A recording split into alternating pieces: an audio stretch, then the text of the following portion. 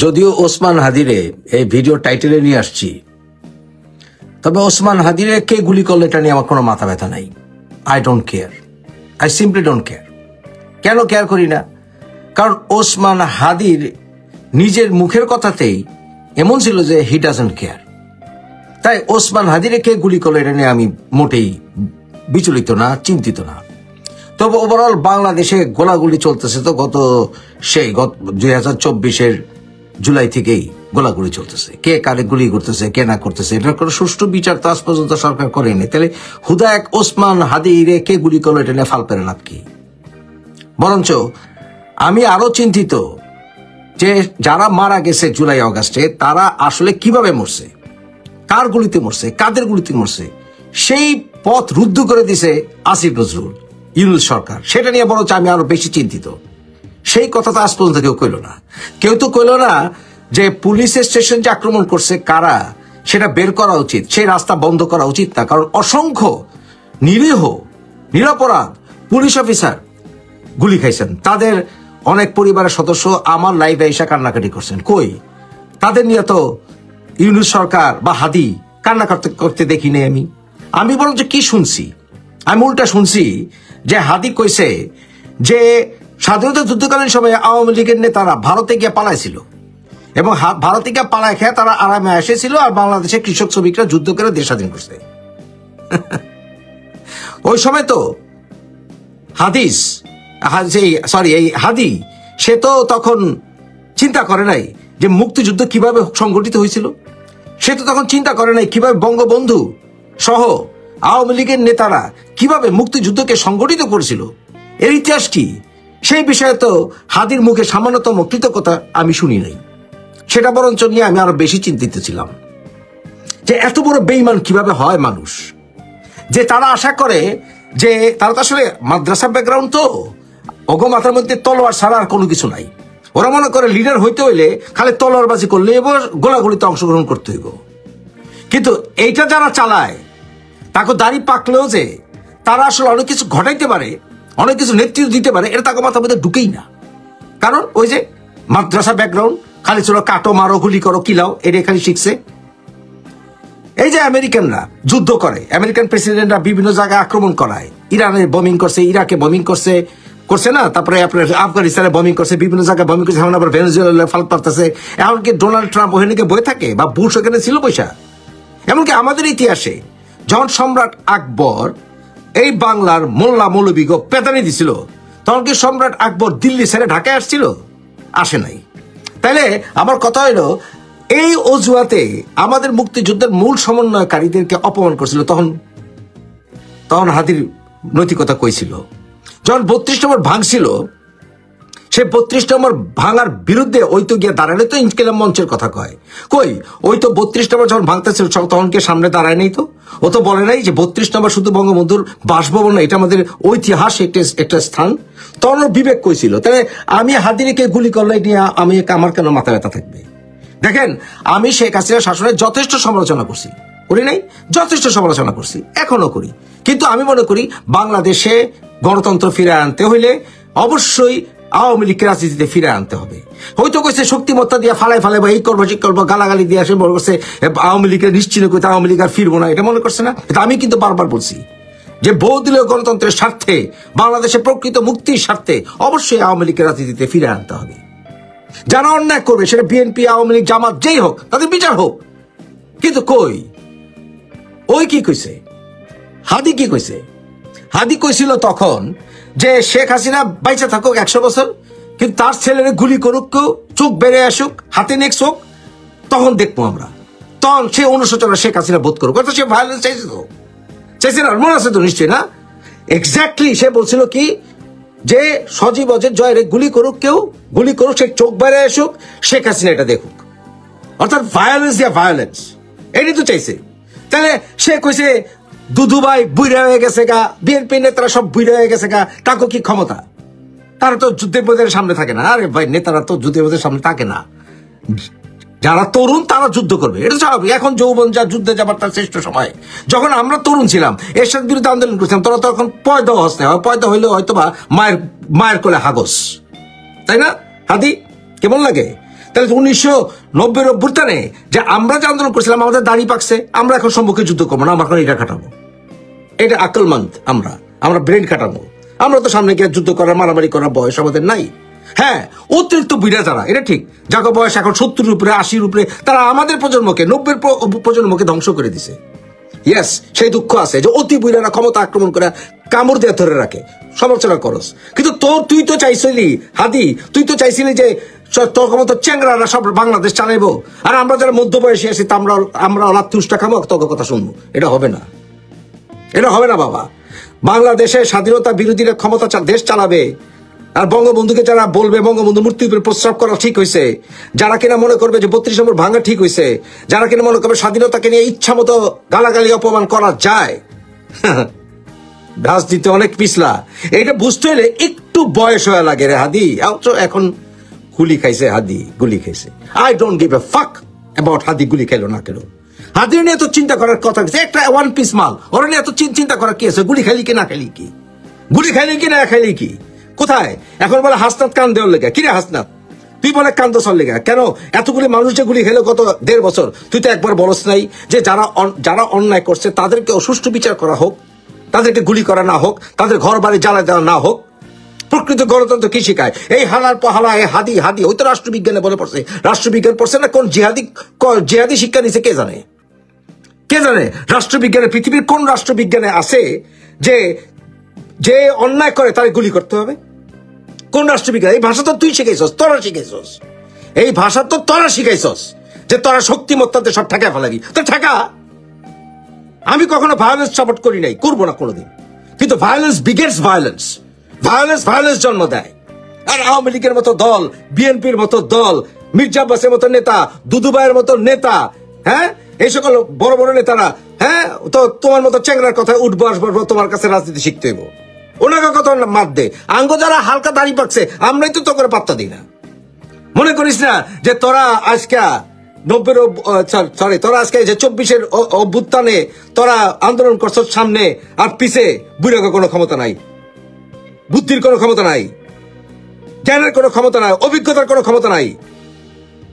এক হাদি গুলি খাইছে, আমার কোনো আসে যায় না। কারণ কি? কারণ অসংখ্য মানুষ 2024-এর জুলাই থেকে এখন পর্যন্ত গুলি খেয়েছে। তাকে অন্যায় যারা শিকার হয়েছে তাকে পক্ষে কেউ ছিল না। যখন বাংলাদেশের শহীদ মিনারগুলি ভাঙা হয়েছে, ভাষায় শহীদ মিনারগুলি ভাঙা হয়েছে, তখন হাতি কই আসিল? যখন জায়গায় জায়গায় সাধারণ আওয়ামী লীগের কর্মীরা গুলি গেছে, তখন হাতি কইছিল। এমনকি বিএনপির অনেক নেতারা যখন অত্যাচারিত হয়েছিল, গুলি খাইছিল, তখন হাতির দায়িত্ব হয় নাই। আজকে আমগুলো লেকচার দেয় শেখ হাসিনার শাসনামলের কথা। শেখ হাসিনার শাসনামলে তোর বয়সটা কত ছিল? তোর বয়সটা কত ছিল? বয়সের অবশ্যই একটা গুরুত্ব আছে। চ্যাংরারা যখন রাজনীতি বুঝে না, অনেক শক্তি তাদেরকে রাজনীতি শিখায় দেয়। রাজনীতি শিখার সময় আসছে, এদেরকে রাজনীতি শিখায় দেওয়া উচিত। একটাই কথা, ভায়োলেন্স বিগেটস ভায়োলেন্স। এই বাংলার বুকে যারা স্বাধীনতা বিরোধী, এই বাংলার বুকে যারা বঙ্গবন্ধুকে অপমান করবে, এই বাংলার বুকে যারা স্বাধীনতার বীর মুক্তিযোদ্ধাদের অপমান করবে, এই বাংলার বুকে যারা শহীদ রাষ্ট্রপতি জিয়া রহমানকে তার স্বাধীনতার সময় তার রোলের ব্যাপারে প্রশ্ন তুলবে, তাদের বিচার হইতে হবে। বাংলায় যদি সুষ্ঠু বিচার না হয়, বাংলার মানুষ বিচার হাতে তুলে নিবে। অবশ্যই সেটাই সত্য। কারণ ভায়োলেন্স বিগেটস ভায়োলেন্স। যখন সত্য বিচার পথ খুঁজে পায় না, তখন অবশ্যই যে কোনো উপায়ে বিচার ডেলিভারি করতে হয়। ভাবা হয়েছিল বাংলাদেশের জাতীয় সংসদ নির্বাচন হবে বসন্তের কোকিল ডাকা পরিবেশে, যেখানে ফুল ফুটবে আর ভোটের মেলা বসবে। অন্তর্বর্তী সরকারের প্রধান উপদেষ্টা ডক্টর মোহাম্মদ ইউনূস গত কয়েক মাস ধরে দেশে বিদেশে সেই ইতিহাসেরা উৎসব মুখর নির্বাচনের ডঙ্কা বাজিয়ে যাচ্ছিলেন। অবশেষে যখন ত্রয়োদশ জাতীয় সংসদ নির্বাচনের তফসিল ঘোষণা হলো 11 ডিসেম্বর, তখন প্রধান নির্বাচন কমিশনার AMM নাসির উদ্দিনও অভয় দিয়ে বললেন, উৎসব আবহে ভোট দিন। কিন্তু দর্শক, বাস্তবতার থাপ্পড় পড়তে 24 ঘন্টাও লাগেনি। এই নির্বাচন কতটা উৎসব মুখর আর কতটা নিরাপদ, তার প্রমাণ হাতে নাতে পাওয়া যাচ্ছে তফসিল ঘোষণার মাত্র 18 ঘন্টা পর। ঢাকার প্রকাশ্য রাস্তায় দিনে দুপুরে গুলিবিদ্ধ হয়েছেন ঢাকা 8 আসনের প্রার্থী ওসমান হাদি। ঢাকা মেডিকেল কলেজ হাসপাতালে অস্ত্রোপচার শেষে জনাব হাদিকে এভার কেয়ার হাসপাতালে স্থানান্তর করা হয়েছে। চিকিৎসকরা বলছেন তার অবস্থা ক্রিটিক্যাল বা আশঙ্কাজনক। হাদির গুলিবিদ্ধ হওয়ার ঘটনায় নিন্দা জানিয়ে এসেছে প্রধান উপদেষ্টার বার্তা। তবে এবার আর সেখানে নেই ইতিহাসরা নির্বাচনের বাগাড়ম্বর, বরং শব্দ বাছাই এসেছে বড় ধরনের পরিবর্তন।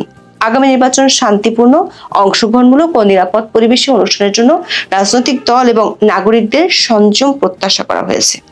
অথচ হাদির উপর হামলার কয়েক ঘন্টা আগেই লুণ্ঠিত অস্ত্র নিয়ে সাংবাদিকদের উদ্বেগে পাত্তা না দিয়ে পেঁয়াজের দাম বাড়ার আলোচনায় চলে যান সরকারের স্বরাষ্ট্র উপদেষ্টা জাহাঙ্গীর আলম চৌধুরী। গত এক সপ্তাহে এ ধরনের উদ্বেগ আমলেই নিতে দেখা যায়নি তাকে।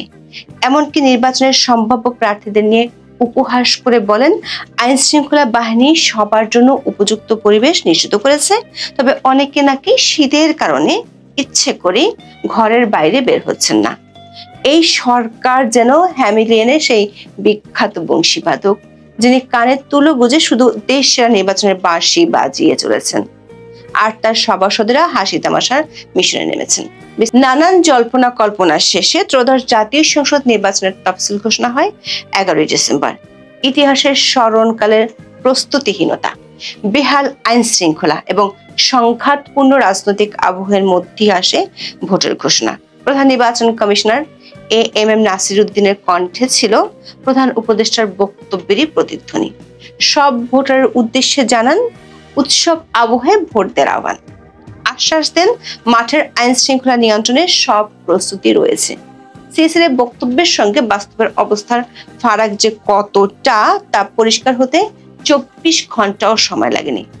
ঠিক 18 ঘন্টার মাথায় ঢাকার রাস্তায় দিনের আলোয় গুলিবিদ্ধ হন জুলাই আন্দোলনের পরিচিত মুখ ওসমান হাদি। আওয়ামী লীগ সরকার পতনের পর গড়ে তোলেন প্ল্যাটফর্ম ইনকিলাব মঞ্চ। সম্প্রতি সংসদ নির্বাচনে ঢাকা 8 আসনের স্বতন্ত্র প্রার্থী হিসেবে প্রতিদ্বন্দ্বিতা করার ঘোষণা দেন তিনি।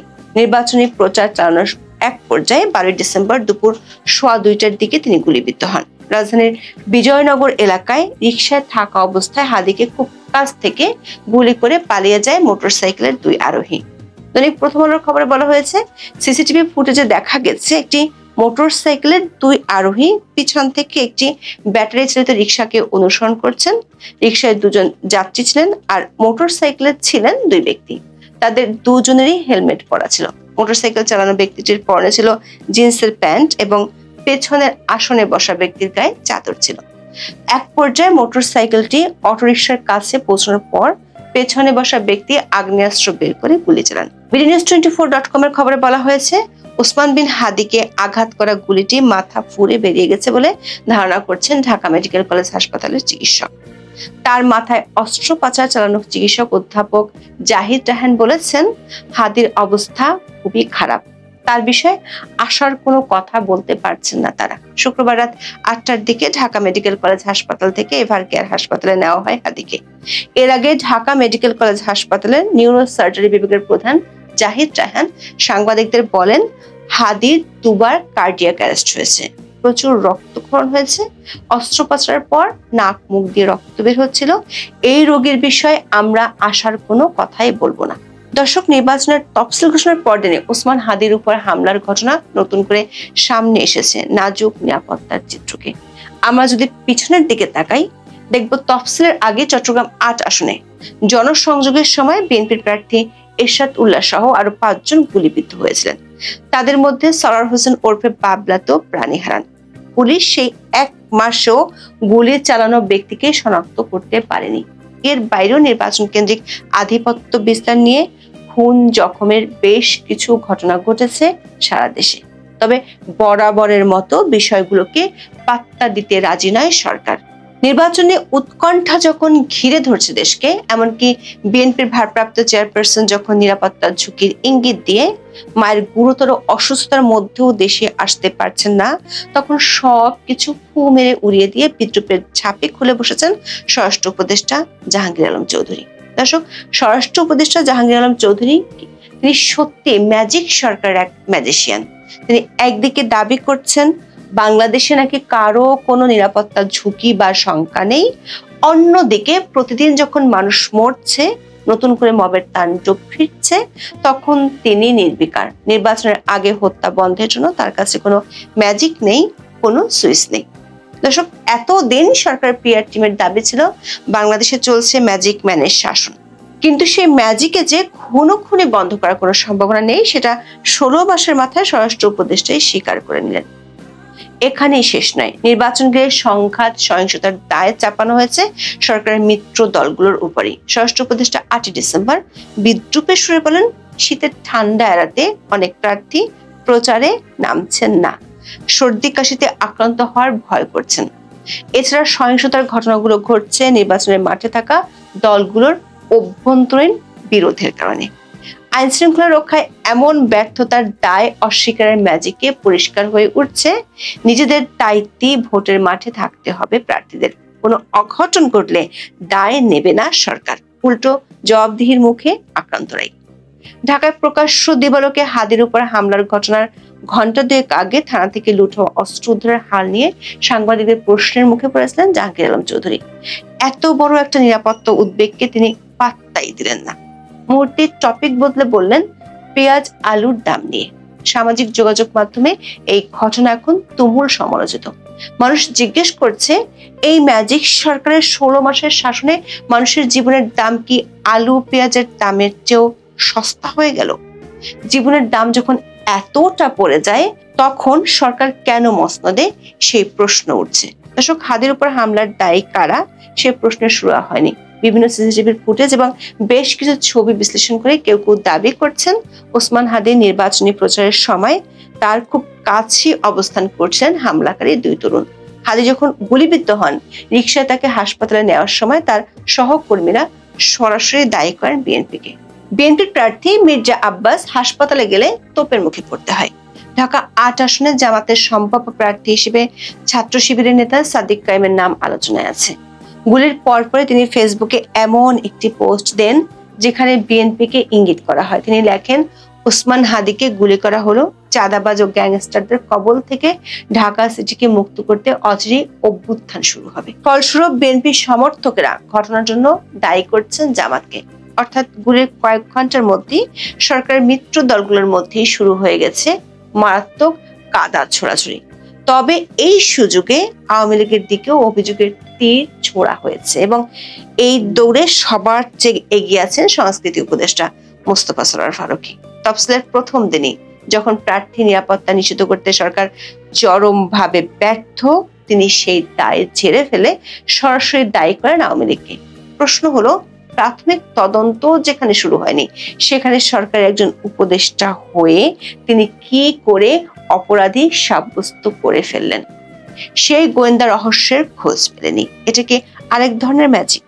তবে এই কাদা ছোড়াছুড়ি খেলায় আরেকজন খেলোয়াড় দ্রুত মাঠে নেমেছেন। একদিন আগের উপদেষ্টা আসিফ মাহমুদ সজীব ভুঁইয়া। প্রবল দাপটে 16 মাস তিনি পদ আঁকড়েছিলেন। হাদি গুলিবিদ্ধ হওয়ার ঘটনায় তিনি ধানমন্ডিতে বিজয় র্যালিতে যোগ দেন। পরে অবশ্য ব্যাপক সমালোচনার মুখে এর নাম পাল্টে রাখা হয় প্রতিবাদ র্যালি। তিনি সরকারের কাছে জবাবদিহিতা চেয়েছেন।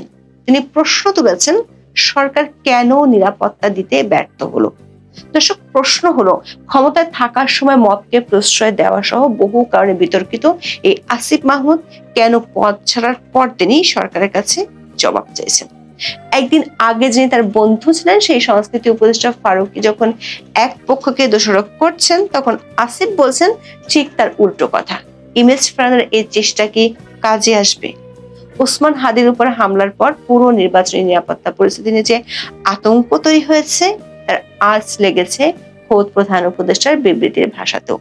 তফসিল ঘোষণার পর তিনি ইসিকে অভিনন্দন জানিয়ে আবারও উৎসবের বাঁশি বাজিয়েছিলেন। তিনি তখন বলেছিলেন, নির্বাচন ও গণভোটকে উৎসবমুখর, অংশগ্রহণমূলক ও সম্পূর্ণ সুষ্ঠুভাবে সম্পন্ন করার লক্ষ্যে অন্তর্বর্তী সরকার সব ধরনের সহায়তা দেবে। কিন্তু হাদির উপর গুলির পর ম্যাজিক বদলে গেল। পরদিন বিবৃতি থেকে উৎসব শব্দটি উধাও হয়ে গেল, সেখানে গভীর উদ্বেগ প্রকাশ করা হলো। বিবৃতির ভাষা হয়ে গেল, নির্বাচন শান্তিপূর্ণ, অংশগ্রহণমূলক ও নিরাপদ পরিবেশে অনুষ্ঠানের জন্য দেশের সব রাজনৈতিক পক্ষ, কর্মী সমর্থক এবং নাগরিকদের প্রতি শান্তি ও সংযম বজায় রাখার আহ্বান জানানো হলো। এই প্রথম দেশের সব রাজনৈতিক পক্ষের প্রতি নিবেদন এলো প্রধান উপদেষ্টার পক্ষ থেকে। এখানে অংশগ্রহণমূলক নির্বাচনের কথাও বারবার বলা হচ্ছে।